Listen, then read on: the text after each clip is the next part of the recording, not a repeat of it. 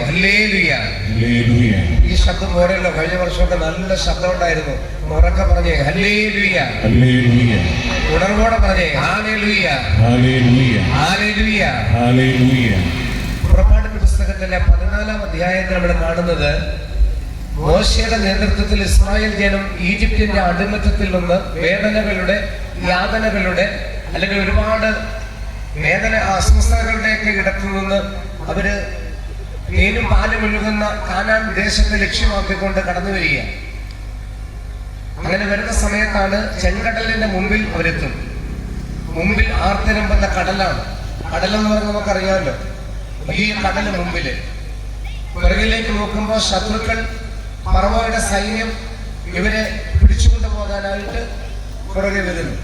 മുമ്പില് കടല്, പിറകില് ശത്രുവിന്റെ സൈന്യം.